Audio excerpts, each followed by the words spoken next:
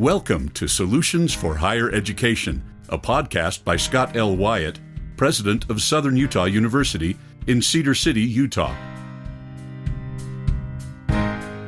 To subscribe to this podcast, please visit www.suu.edu/President's Podcast, where you will find both the audio and a written transcript for today's podcast. Hi again, everyone, and welcome to Solutions for Higher Education, a podcast featuring Scott L. Wyatt, the president of Southern Utah University in Cedar City, Utah. I'm your host, Steve Meredith, and I'm joined in studio again today, as I always am, by President Wyatt. Hi, Scott. Hello, Steve. It's good to see you again, and this is part of an ongoing series of podcasts about innovation and some of the barriers and some people that we admire who are doing interesting things that we want to talk to as we look to be more innovative and forward-thinking in what we're doing. And today we have a very interesting guest who was one of the keynote speakers at the recent annual meeting of the Northwest Commission on Colleges and Universities annual convention up in Seattle. And as you know, in my job here, I worry about what NWCCU thinks about us. And I was very impressed by what our guest had to say, and also some of the struggles that he had with accreditation bodies generally, and just competency-based learning, I think, is one of the things that we're going to be talking about. So will you introduce him? Yeah, it's my pleasure to welcome Scott Pulsifer, who is the president of Western Governors University. Welcome, Scott. Welcome. Thank you so much, Scott. I appreciate being with you. We probably ought to start with a little introduction about Western Governors, and I've often thought that Western Governors University was born in Cedar City, even though that may be a small stretch. But yeah, and there is some truth to that, as you know. We have great heritage, beginning with Governor Mike Leavitt, who was very much a part of WGU's founding, and he is one of the favored sons from Cedar City, Utah, and also a Southern Utah University graduate. And he used to be our Board of Trustee chair. Yeah, well, there you go. That I didn't even know that either. Myself, being new to higher education as well as new to the state of Utah. So I'm always learning something new, but I do know Mike's influence is broad and deep. Yeah, so give us just a little sketch of WGU. Yeah, happy to. So WGU itself, as somewhat as the name also implies, it's heritage. It was actually 21 years ago, was established or founded by the governors of 19 western states and territories, and Governor Levin of Utah, as well as Governor Romer and others, were huge sponsors of really conceiving ways by which they could dramatically expand access to high-quality education for underserved populations. And these populations existed in all of their respective states, and they knew that they needed to find new pathways for increasing the competency and skill and capability of their respective populations to meet the needs of their growing economies and their growing workforces, and that they knew that the future of work was going to be defined by capabilities that were going to stretch the existing capacity, if you will, at the time of what I would call maybe their kind of middle workforce, if you will. And so in conceiving this notion of a new model of an institution, they knew probably a couple of things. First and foremost, they knew that the education itself had to align closely with what workforce needs.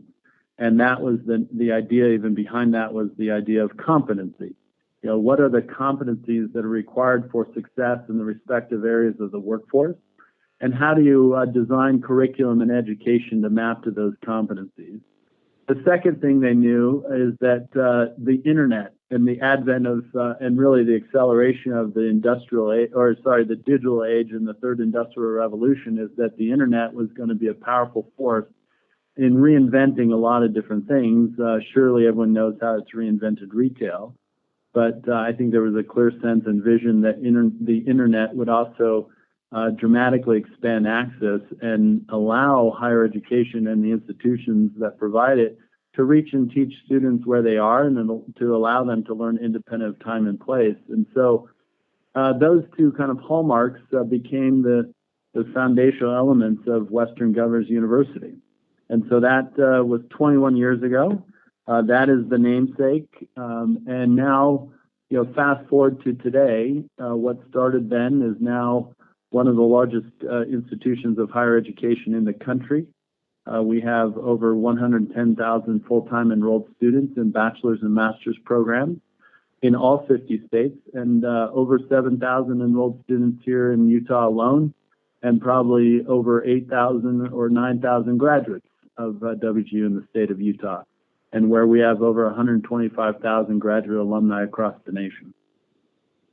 It's gone a long ways in the last 21 years, hasn't it?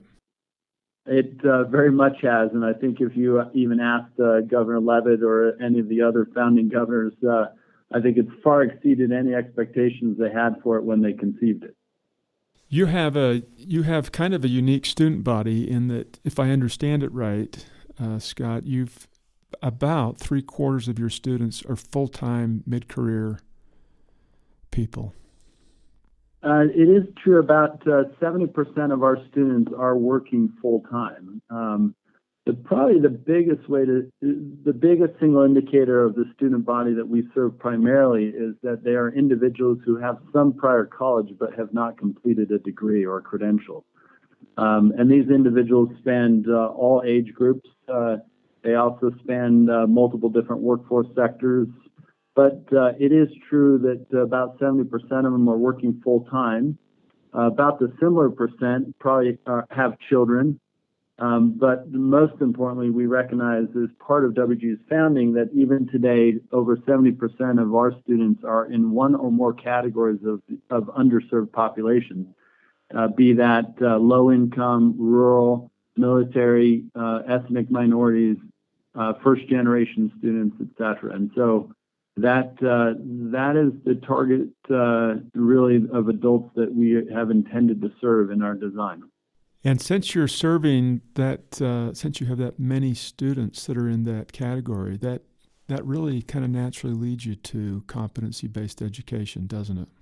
I think so.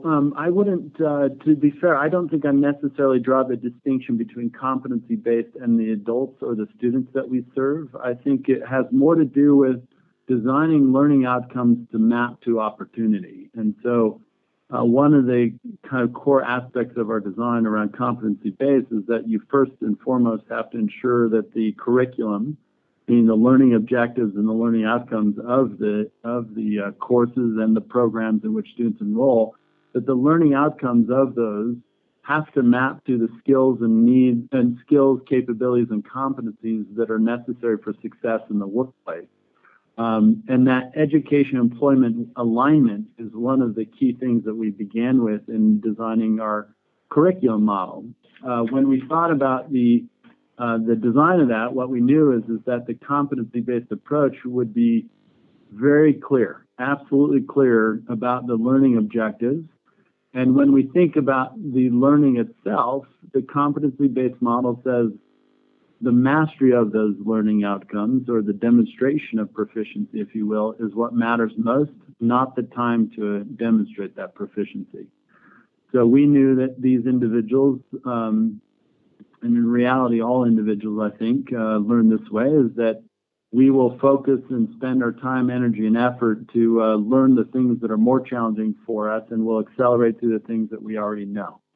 In both cases, you have to maintain a high bar and standard for proficiency. But the competency-based approach says when you demonstrate that proficiency, we know that you have demonstrated the capabilities necessary for success in employment. And so when you complete that and demonstrate proficiency, you can move. I mean, you can complete the course and move to the next course. There's no time-based component with it. Yeah, I don't know how we got into this Carnegie model that was time-based, that a semester is... For one credit, a semester is 15 hours in class, regardless of... That's right. And I think the history of the Carnegie unit is not hard to figure out. It worked really well for paying faculty. meaning how many credit hours were you teaching as a faculty member, and so they could determine that was how much you should be paid for teaching. And then I think it over time kind of evolved into, well, a 1 hour of class time should require 2 hours of study time. And then to be a full-time student, how many credit hours do you have to be enrolled in? And how many of those credit hours have to occur over how many weeks? And sure enough, you evolve into what we today have is that credit hour term-based model that is the conventional system of things. And so WGU, as you and your listeners are learning, when you remove all of that, it starts to create a bit of confusion among those who are very used to supporting a credit hour-based model, whether that be regulators, accreditors, faculty, institutions, you name it. When all of a sudden you design something differently, you have to rethink the whole model. Yeah, in some ways, so we've partnered with a technical college here in Cedar City, and they're almost exclusively competency-based. If you're studying to be a welder, nobody cares if you got an A or a B or a C in the class. They just care if you can pass the competency test at the end of each segment. Yeah, that's right. That is the design, is that you keep the learning constant, as we like to say, and you let the time vary, because the proficiency against those competencies is what really matters. And even the grades, not that competency-based is perfect, but even in a graded credit hour model, those grades aren't perfect either, because a C could mean, or a B even could mean that you're really deep in one area but shallow in others, but the aggregate score is a B. Or it could also mean that you're shallow in all areas and deep in none, and that also gets you to a B.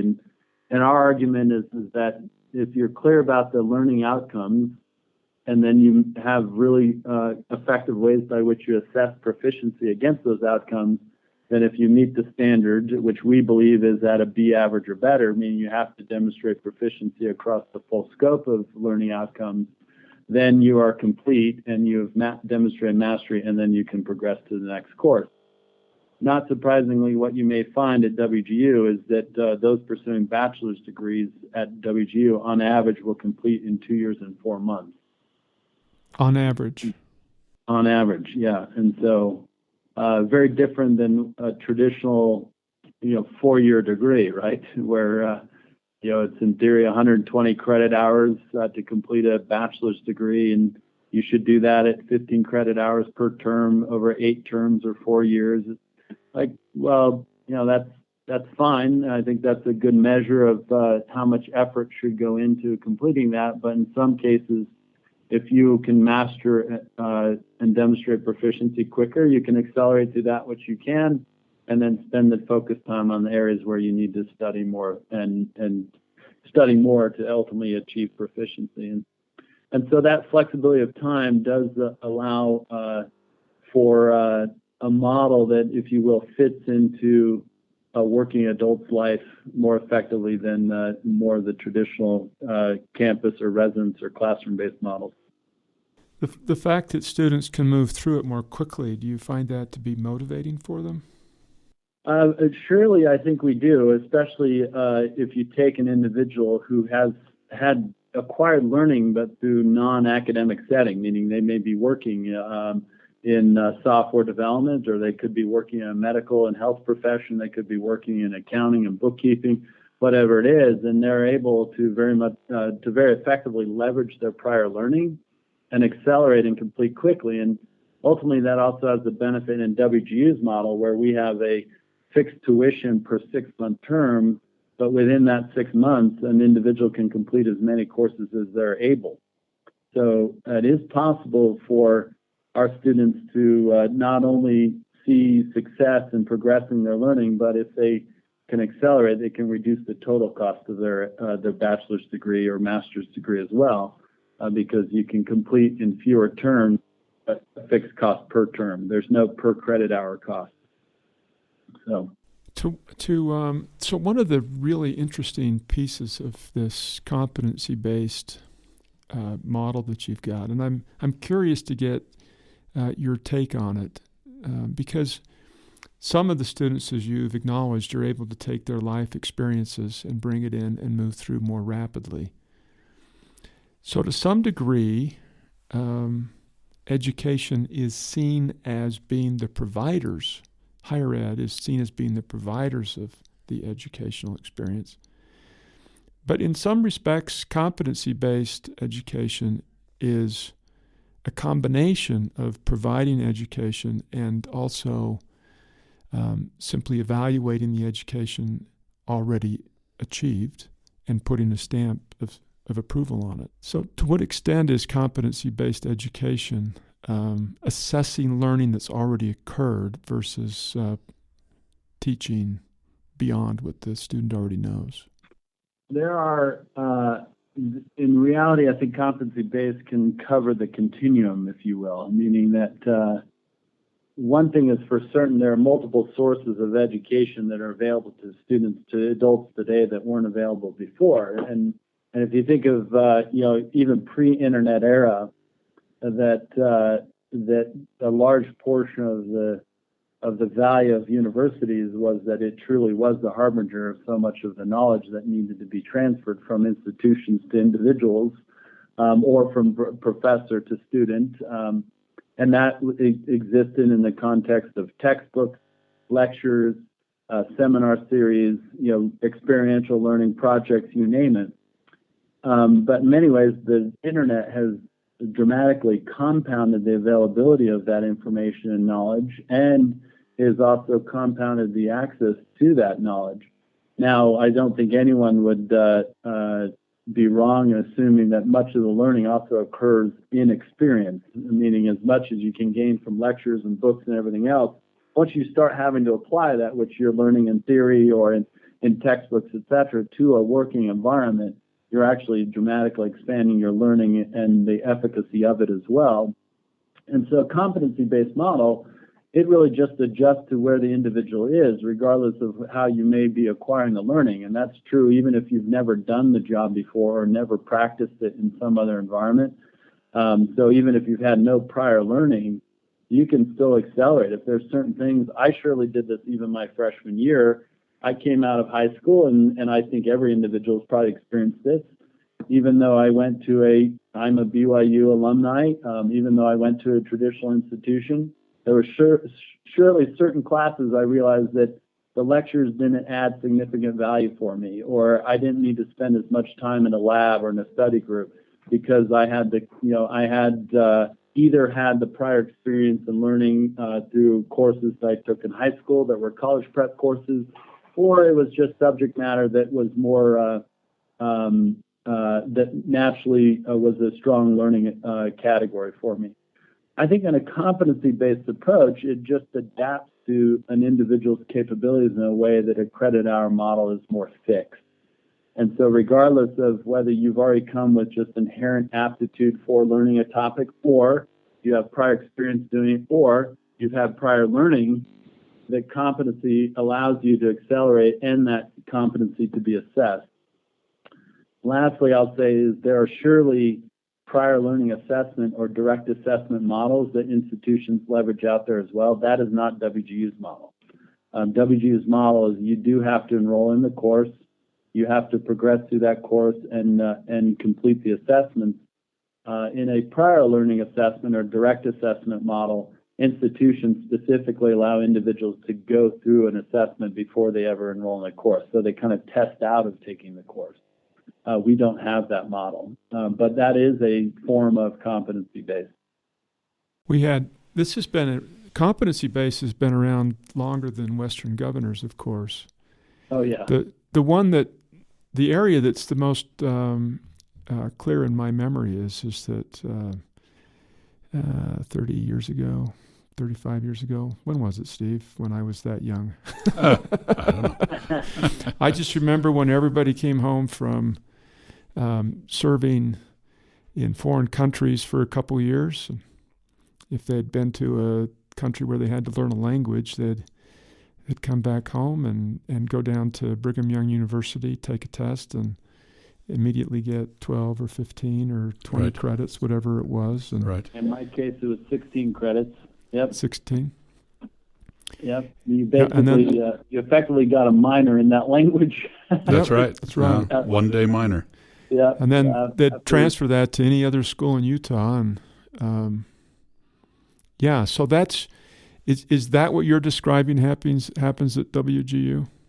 That is not. So that's what I would call prior learning assessment or Yep. direct assessment. So in my case, my language was Polish, that you could take the foreign service exams and other exams that were specifically assessed all of your, verbal, written, and, under comprehension in that foreign language. And in my case, I realized that the tests themselves were not as far advanced as my own ability in the language was. And so that is a prior learning assessment, meaning that it was Steve, as you said, it was a 1 day, minor, because you could take the test and basically prove that you're fully conversant and knowledgeable and competent in that particular area.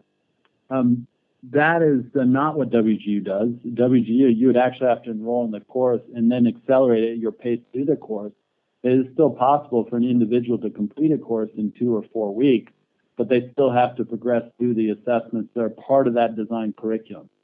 So we don't separately have faculty who just assess prior learning and test out of courses. They enroll in the course, they take the assessments, but one student in that course could take 2 to 4 weeks, another one could take 2 to 4 months. But both of them have to demonstrate mastery in the course. So that is some institutions have that direct assessment or prior learning assessment model, like you referenced. WGU is more of a course-based, competency-based model. So, Well, and it doesn't cost the student any more at WGU because, as you said, it's a fixed amount for the 6 months. that's right. It's a time-based tuition, not a credit hour-based tuition or a credit-based tuition. We still do have credits, so even our course design, while the pedagogical model is competency-based, we still have courses that comprise the program. So you still have to complete the credits associated with that, but some can complete 15 credits in a term. Others will complete 30 credits in a term. And at the pace at which you go is a function of your ability to accelerate your learning. And I think one of the other things I maybe just would like to add, that one of the strengths really around WG's model is as the individuals that we serve, so many of the challenges they may have faced before in stopping out of prior college experience had more to do with what we like to call affective domain or non-cognitive domains of capability. And these have to do with learning how they learn, with communication capabilities, with self-efficacy and purpose. And that what we recognize as a key ingredient to that is our faculty mentor model. That while we have a competency-based pedagogical model, we also have a faculty model that really allows an individual student to have a dedicated faculty mentor that's a specific subject matter expert in their course of study, meaning if you are in a degree for accounting or a degree for nursing or a degree in computer science, that faculty mentor that you have has a master's degree or higher in that field of study, and they are with you from day one until the day you graduate. They are there to provide you all of that integrative instruction that you need, to provide you targeted tutoring where necessary, to connect you with the course faculty necessary, course planning, readiness evaluation, assessment, and evaluation reviews. Like they really are there to mentor you through your program, and that has been a key ingredient to helping our individuals remain dedicated and committed to the learning that happens at a distance. And it's been really effective in achieving the completion and attainment rates that we see at WGU. I don't know. Steve and I were talking about this, and it seems to us that WGU is the leader in competency-based education on the university level. I don't know anybody that's doing it better than you. Are there other schools that are weighing in on this? Yeah, I think that's what you say is surely true in terms of just sheer scale. We do know that there are some reports about 2 years ago highlighted that there were upwards of 500, 600 institutions that had some programs or pilots in place around competency-based learning models, whether that was in a specific course or for a whole degree program. There are a few that have the same scale as, or anywhere near the scale of WGU with our 110,000 plus students. But there are surely institutions I'd probably point to, even like DePaul, the University of Wisconsin system. There's definitely been some exploration of it with Southern New Hampshire University and others. And I think they've been, I think they're learning for sure. And as you noted earlier, like we didn't invent competency-based education. We probably have implemented it more effectively than any other prior models and scaled it well with great student success. Speaking of the scale of this, I've been amazed at 100,000 students, and you're talking about a one-to-one faculty mentor. We've also talked about the fact that the Carnegie model provided a tidy little framework for paying faculty, or at least assessing the amount of work that they were doing. How do you do that in what seems to our Carnegie-addled minds a chaotic model? How do you keep track of faculty time? Well, I think one thing is that we don't actually track faculty time, meaning that all of our faculty are full-time, but it's not measured in terms of how much time of that they spend lecturing. One of our key things is that we first and foremost are a teaching institution. We are not at all confused about the primary responsibilities of the faculty. The faculty are there to really support students in their learning and their progress, whether that be at a program level or a course level, whether that be curriculum faculty who design and develop our master curriculum. And so our faculty are focused on teaching, such that the performance is focused on student success and student experience measures, things around progress and persistence and ultimately a graduation and satisfaction rates. We focus on those student success measures. And our faculty are full-time, so we think about the expectation is that you are working full-time, 40 hours a week. The difference is that it's like having 40 hours of office hours a week for a faculty. I mean, there's no scheduled lecture sessions or lecture times, that you are there to support students on an individual one-to-one basis. We do have cohort and we call them cohorts, but effectively they are like a group instruction session where 20 students simultaneously will sign up for a teaching session, and those surely occur with a lot of our course faculty. But that is a different model. Think of it this way: in an online context, a lecture is just another form of content, meaning you can record it and then you can play it back when you're available, not when the faculty is lecturing. And so that content in an online context is not necessarily that dissimilar from an online textbook, from study questions, from other learning tools that may exist. And so all that content has to be augmented by the one-to-one engagement and instruction that the faculty provide for the students. And so that's the model that we designed the role for the faculty, and all the performance is about student success and attainment.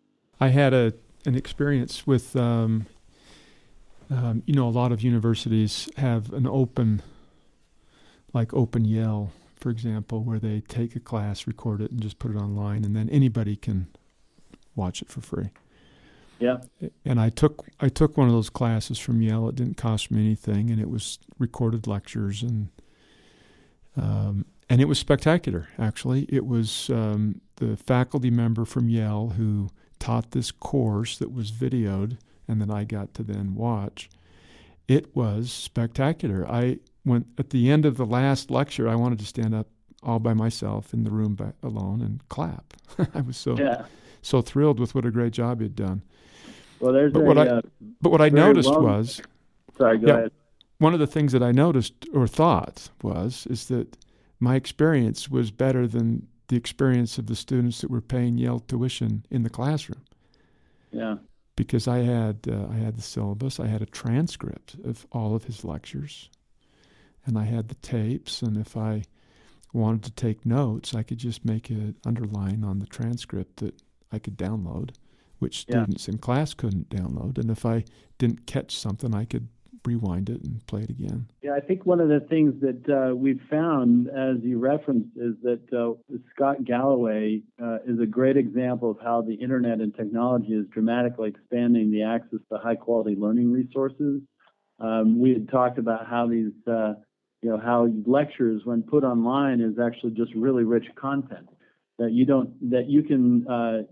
can access that content independent of the time and place. Meaning now it democratizes the learning resource in a way that it wasn't previously possible.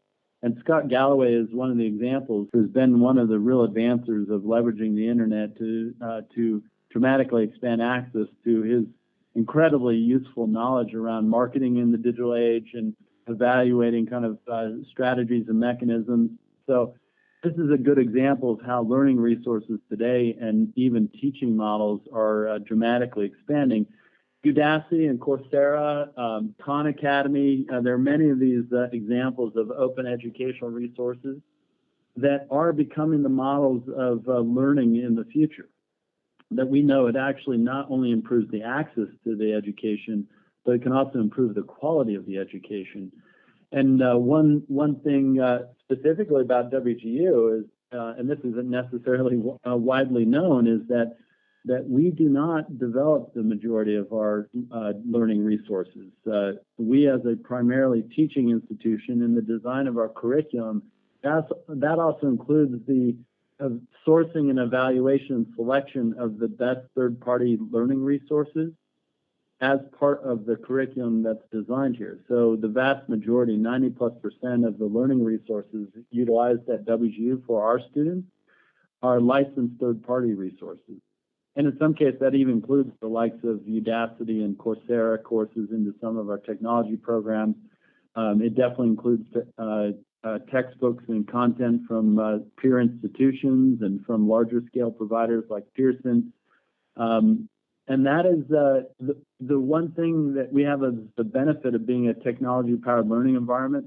We can also evaluate the efficacy of those different learning resources in improving individual student mastery of the competencies designed in the course.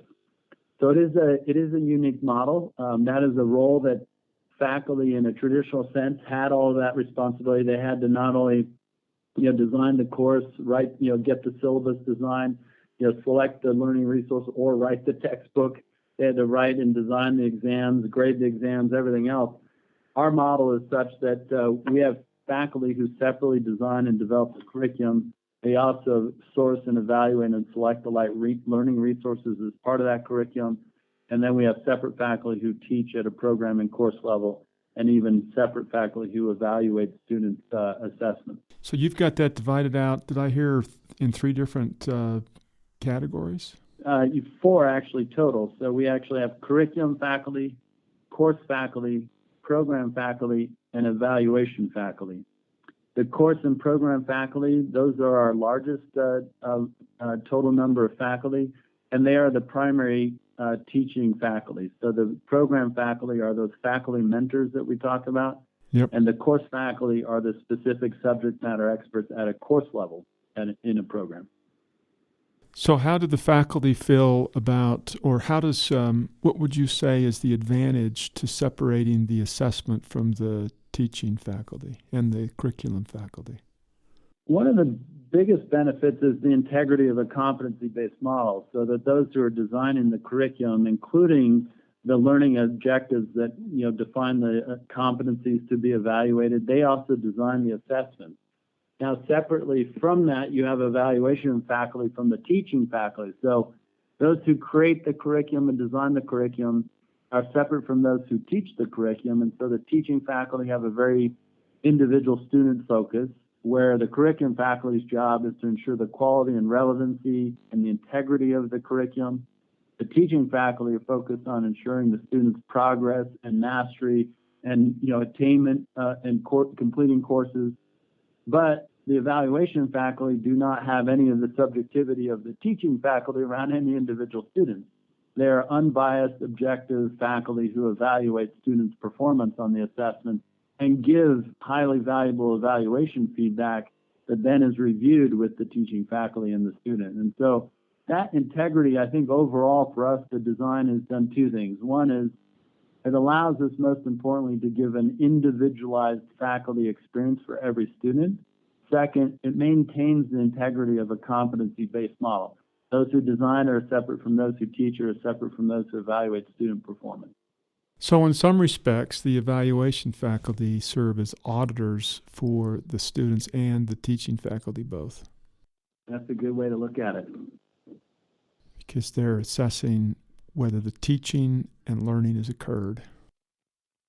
That's right. And that really the goal of the program mentors, that program faculty and the course faculty are to ensure that every student, regardless of your learning approach and style, regardless of your prior learning in it, regardless of your capacity for it, whatever it is that their job is to make sure that you can advance in your mastery of that, and then having a third-party objective assessment of that. And so we know in this model that every single student who completes a course and a program, that they all were held to the same standards. That's probably the only way you can do it at the scale you're operating at. Yeah, I think that's possibly true. I do know that you would have a lot of variability if you had complete independence of every faculty in the grading student assessments. Like you might get much more variability in our own model to know whether, as a student, really have they demonstrated proficiency, and has every student demonstrated. But in this case,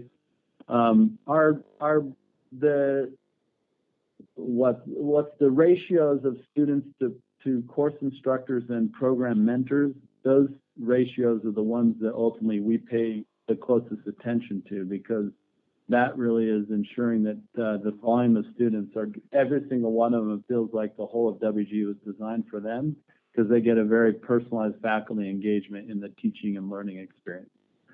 The evaluation faculty, that's where we leverage part-time faculty much more than anywhere else. Actually, it's the only category where we have part-time faculty, just to be clear. All the other faculty are full-time faculty. And so in that case, you need subject matter experts to do all the evaluation. And so we train them on our assessments. They bring the subject matter expertise, but we have a very large volume of faculty who are likely full-time faculty at other institutions. So Steve, Steve, you've taught for years and years and years, and I teach on and off as I'm in the mood to do it, since it's not my job to teach. 35 years I've been in the mood. And I just teach. I teach class once a semester, once a year, or something. But I would bet that most faculty would be thrilled to have someone else do the grading. That seems to be perhaps the least enjoyable part.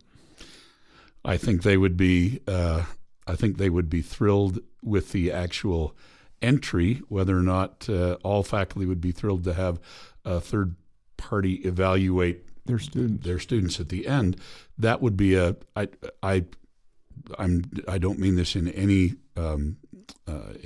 way to be difficult.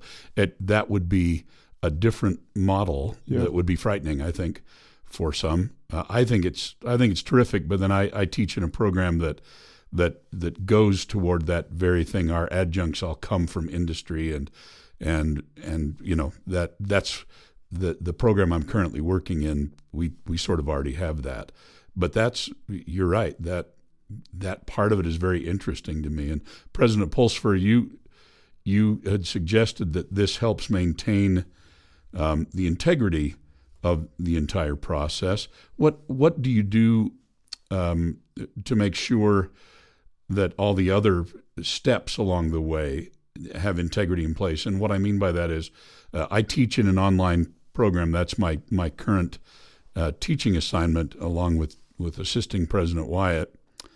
And we worry about, is it actually the student that is taking the exams. How do you maintain that type of integrity in a massively online environment of the type you have? Yeah, that's a good question. I think one of the things is that first and foremost, the entire journey of our students is powered by technology. So their student identity with us is known from the day that they're actually a prospect all the way till they're alumni, and all of their engagement with us as an institution, whether it's with their faculty, whether it's with financial aid, whether it's with enrollment and enrollment counselors, whether it's with student support and technology services, like all of those is powered by really all of their individual engagement with the learning resources and our portals and the assessments and pre-assessment. Like everything about what a student is doing and how they're engaging is understood such that, the individuals themselves are building a profile of learning. Now, when it comes down to very specifically the type of thing you raised, is we've actually found and designed for a very effective proctoring ability to where 99.5% of all of our assessments are proctored virtually. That the combination of really well-designed technology that allows for video monitoring, keyboard monitoring, all the computer monitoring, et cetera, that you actually have much greater reliability in our proctoring model than you'd ever have in a physical location. Right. Now, part of that has also been some of the things around how we don't allow reliance only on your laptop's camera. We also actually utilize a secondary camera. All the identification and all of the facial recognition combined with ID, keystroke patterns, like you name it, it allows a proctor to monitor behaviors during assessment at a much more comprehensive way than a proctor walking the rows in a testing center or a proctoring location does, such that our reliability around that is significantly better than what you would get through a traditional context. Can I ask? I'm sorry, I didn't mean to interrupt you. Go ahead. No, I said that's vitally important. The virtual context, there are ways, the combination of software plus proctoring plus faculty engagement, that there are a lot of biometrics, if you will, in a way that you have greater reliance that the student is the one doing the work than you would in some more traditional classroom-based settings. I just know that this is one of the concerns that faculty who are looking to move online or universities that are looking to greatly expand their online presence sometimes run into, which is concerns amongst faculty, particularly faculty maybe of a certain age group or who are perhaps less aware of the technology that's available. They're concerned about, as you suggest, proctoring exams and other things. But you're actually having a higher percentage of guaranteeing that it's the actual students' work. Yeah, that it's the actual students' work than we are. The amount of fraud is very, very low, simply because there's a lot.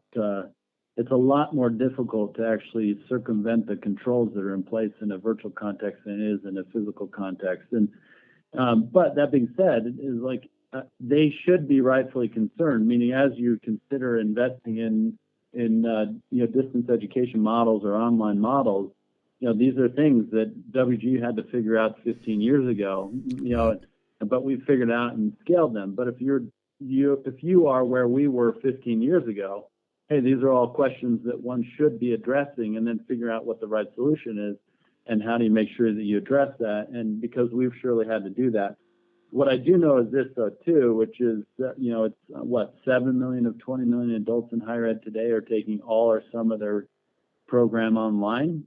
That number is growing at some 7 or 10% a year, where those in a purely on-premise situation is declining at the same rate effectively. So it is a reality of virtually all learning environments of the future that the online virtual model is going to be a factor, even if it's in a blended context, meaning both in-class and online learning model. But I can see that in the computer science exams that exist today in most institutions. So much of the work and the tests and the labs and everything else are done online, not in a proctored environment, and you have to validate. You have to have all the checks and controls in place to ensure that there's validation that this is in fact the student doing the work, and then that can be done that can be done equally well online as it can be on premise. And in most cases, we've found with the technology and tools available today, it's more reliable in a virtual context than it is in a physical context. So can I fast forward for about 20 years or so?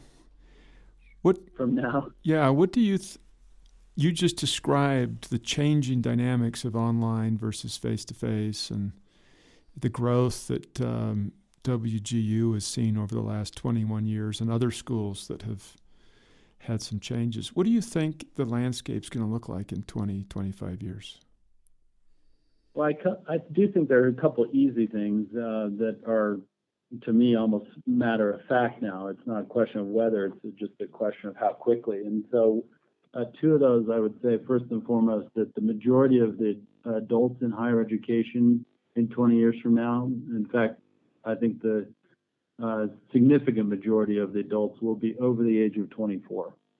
And so that is the students being served are of a different type than the stereotype that exists today of higher ed, meaning it's your 18 to 22-year-olds, they're residence-based, they're full-time, they're not doing anything else. I think that is not going to be a reality. I think already today most of the evidence suggests that the profile of our students, not even in 20 years, but in 10 years, is that the majority of them are going to be over 24. They're going to be working full-time. They're going to have children. They're going to be independent financially from their parents. And that's going to be a reality, and such that their needs are very different than how many institutions have designed for. They designed for the kind of first-time, full-time student model. And the second thing I think is a reality is that the majority of students will actually be will be accessing education online, and so it will present challenges to many of the small or regional kind of localized service institutions that will have difficulty with their relevancy to the population of students that they serve today, because so many online institutions can provide access to really high quality education, but do so without a physical location. And the internet is definitely making it possible to access and learn independent of time and place. I think there's going to be a couple other interesting things I would highlight. One is I do think we'll see the unbundling of the bachelor's credential. I think we'll see a significant advancement of micro-credentials. Will create more of the stackable model that's often talked about.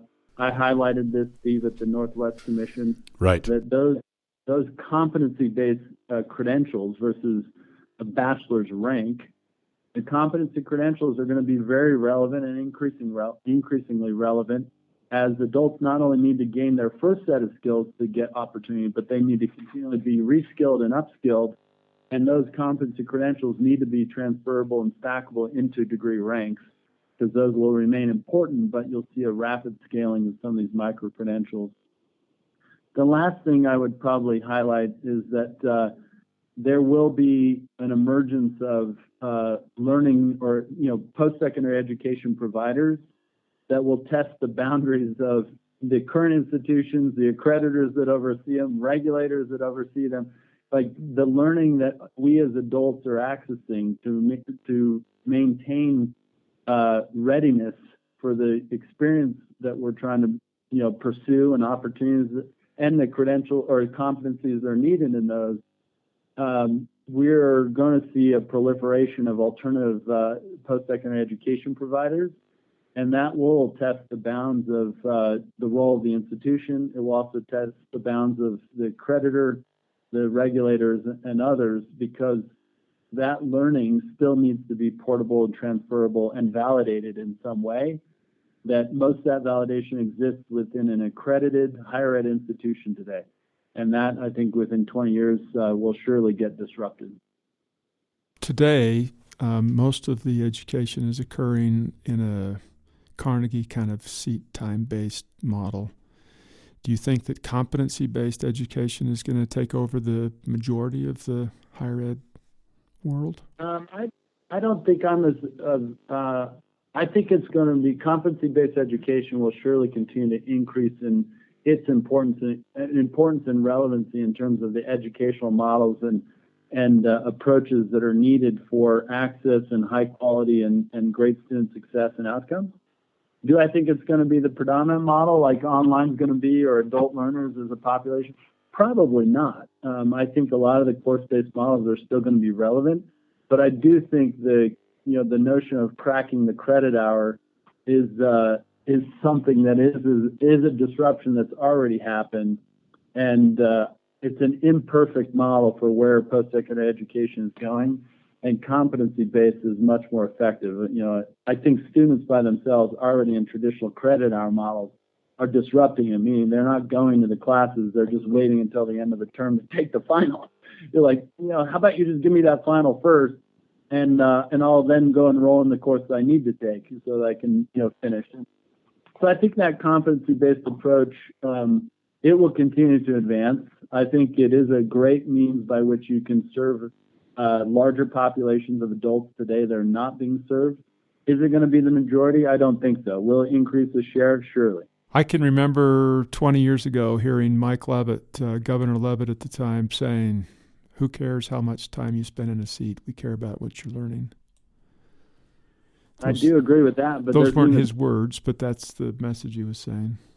Well, I think that it does fly in the face of Malcolm Gladwell kind of outliers. What if you spend 10,000 hours doing? Like, what if it doesn't require me to do 10,000 hours to be competent or highly competent in a particular area? It's like, the measurement of time is actually one measure, but definitely not the only measure. And I think we are quite comfortable with the fact that there are multiple measures of learning, and time is only one of them, and an imperfect one at that. So. Yeah, we have a saying that we occasionally use, which is experience doesn't lead to learning. It's reflecting on that experience that leads to learning. Mm-hmm. Because a person can grow old and not learn anything. It's thinking through the experience. And I can prove it. Yeah. It's the thoughtful reflection on experience that leads to meaningful learning. And with my relatively short tenure in higher education, I am very passionate about it. And we do know that as institutions like Southern Utah University, like WGU, and so many others, that we are all trying to expand access to high-quality education with great outcomes, and that's going to require continued innovation in all sorts of things: pedagogical models, delivery models, assessment models, even alternative providers and credentials.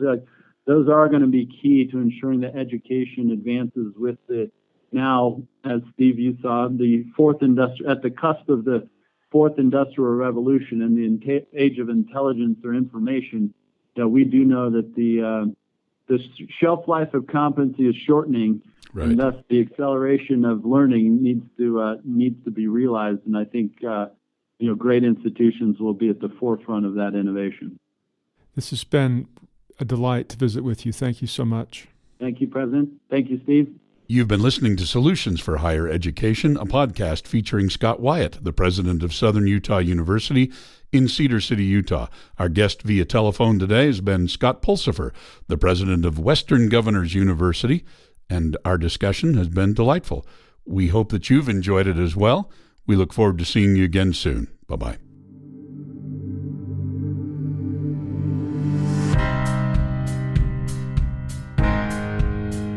Thanks for listening to Solutions for Higher Education.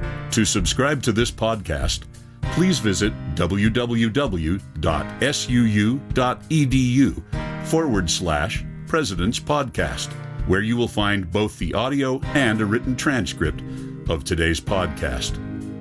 The original music for this podcast was composed by Jack Barton, a master's degree student in music technology at SUU. For more information about Southern Utah University, please visit www.suu.edu.